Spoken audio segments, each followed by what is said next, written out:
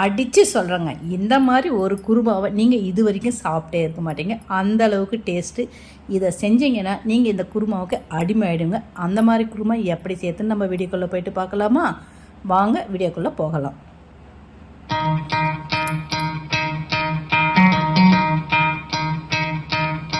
அந்த அற்புதமான குருமா செய்கிறதுக்கு நான் உருளைக்கிழங்கு 1/2 கிலோ எடுத்து அதை கட் பண்ணி வேக வச்சு எடுத்துக்கலாம். அது வேகிறதுக்குள்ளே ஒரு மிக்சி ஜாரில் உங்கள் காரத்துக்கு தகுந்த மாதிரி நான் ஒரு 6 பச்சை மிளகாவும் ஒரு 3 தக்காளியும் சேர்த்துருக்கேன். இஞ்சி ஒரு 20 கிராம் இருக்கிற மாதிரி தோல் சீவி நல்லா சின்ன சின்னதாக கட் பண்ணி வச்சுருக்கேன். இது எல்லாத்தையும் சேர்த்து நம்ம மிக்சி ஜாரில் போட்டு நல்லா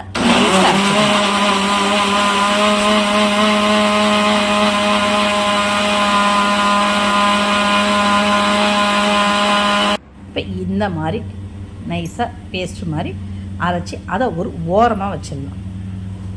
ஒரு கடாய் எடுத்துக்கிட்டு ஒரு 4-5 டீஸ்பூன் இருக்க மாதிரி எண்ணெய் சேர்த்துக்கலாம். எண்ணெய் சூடானதுமே ஒரு 1/2 டீஸ்பூன் சீரகத்தை போட்டுக்கலாம்.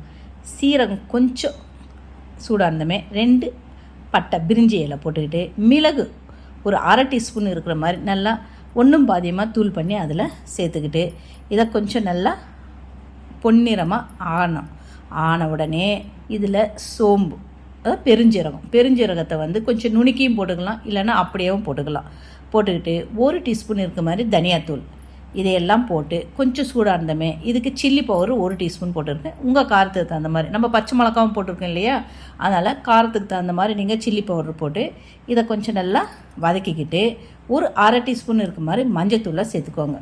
மஞ்சத்தூள் அந்த பச்சை வாசனை போகிற மாதிரி அதையும் லேசாக நம்ம சூடாக்கிக்கணும். இது எல்லாம் சேர்ந்து அந்த பச்சை வாசனை போகிற மாதிரி கொஞ்சம் நல்லாவே கலந்து விட்டுக்கிட்டே இருங்க. கலந்து விட்டுக்கிட்டு இப்போ நம்ம அரைச்சி வச்சுருக்கோம் இல்லையா பேஸ்ட்டு, தக்காளி பச்சை மிளகாலாம் போட்டு அந்த பேஸ்ட்டை இதுவும் கூட சேர்த்துடுங்க. சேர்த்து இதுவும் கொஞ்சம் பச்சை வாசனையாக இருக்கும் இல்லையா, அதையும் நம்ம கொஞ்சம் நல்லா வதக்கிக்கணும். கொஞ்சம் எண்ணெய் பிரிஞ்சு வர மாதிரி அந்த டேஸ்ட்டு நம்ம எந்த அளவுக்கு வதக்குறோமோ அந்த அளவுக்கு டேஸ்ட்டு கொடுக்கும் இந்த குருமா. கொஞ்சம் நல்லா வதக்கிக்கிட்டு வதங்கினதுமே அது கொஞ்சம் கட்டியாகிடும். அந்தளவுக்கு கட்டியாக இருந்தால் குருமா தொட்டுன்னு சாப்பிட்றதுக்கு முடியாது இல்லையா, அதனால் நம்மளுக்கு டேஸ்ட்டுக்கு தகுந்த மாதிரி அளவுக்கு தகுந்த மாதிரி தண்ணி கொஞ்சம் சேர்த்துக்கோங்க. தண்ணி சேர்த்து இது நல்லா கொதிக்கணும். ஒரு கொஞ்சம் சூடாகி கொதித்த பிறகு நம்ம உருளைக்கிழங்கு வேக வச்சுருக்கு இல்லையா, அதை எடுத்து கையாலே ஸ்மாஷ் பண்ணி அதில் சேர்த்துக்கோங்க. கை சூடு ஆறின பிறகு ஸ்மாஷ் பண்ணுங்கள். அதை நல்லா உருளைக்கிழங்கு ஆற வச்சுட்டு இப்போ சூடாறின பிறகு அதை ஸ்மாஷ் பண்ணி அந்த நம்ம சேர்த்து வச்சுருக்க அந்த கலவையோட இந்த மசாலாலாம் நம்ம கலந்து வச்சுருக்கு இல்லையா அதுவும் கூட இதை சேர்த்து நல்லாவே கலந்து விட்டுக்கோங்க.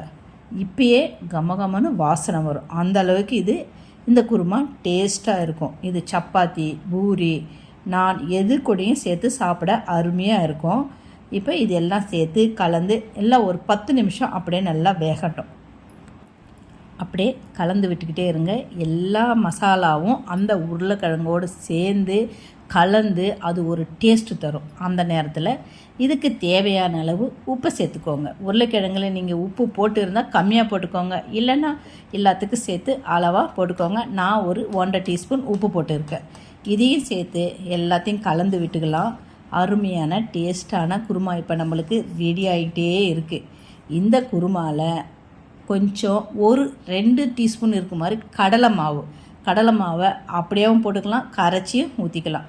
நானும் இப்போ கரைச்சி தான் ஊற்றி அதையே நல்லா கலந்து விட்டுக்கலாம்.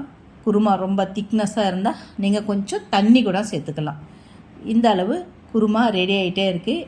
இதுக்கு இன்னமும் டேஸ்ட்டு கொடுக்கறதுக்காக நம்ம டேஸ்ட்டும் வாசனையும் செம்மையாக ரெஸ்டாரண்ட் ஸ்டைலில் வேணும்னா கஸ்தூரி மேத்தி எடுத்து நம்ம கையில் போட்டு அதை அப்படியே க்ரஷ் பண்ணுங்கள். க்ரஷ் பண்ணி கொஞ்சம் நல்லா தூளாக்கி அதில் அப்படியே சேர்த்து விட்டிங்கன்னா சும்மா கமன்னு நம்மளுக்கு உருளைக்கிழங்கு மசாலா சேர்ந்த குருமா நம்மளுக்கு ரெடி ஆகிடும். அற்புதமான அட்டகாசமான குருமா இப்போ நம்ம ரெடி ஆகிடுச்சு. கடைசியாக உங்கள் கையால் எந்த அளவுக்கு முடியுமோ அந்த அளவுக்கு கொத்தமல்லி எடுத்து அப்படியே மேலே தூவி விட்டுடுங்க. சூப்பரான குருமா இப்போ உங்களுக்கு ரெடி ஆகிடுச்சு. எப்பயுமே நம்ம சமையல் செய்யும்போது கஷ்டப்படாமல் இஷ்டப்பட்டு செஞ்சால் சாதாரண சமையல் கூட சரித்திரத்தையே படைக்கும். இப்போ அருமையான குருமா ரெடி ஆகிடுச்சு.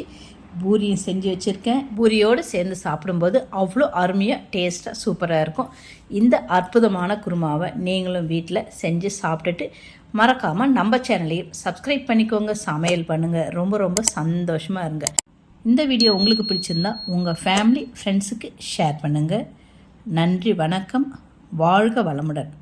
நம்ம அடுத்த வீடியோவில் மீட் பண்ணுவோம். பாய், see you.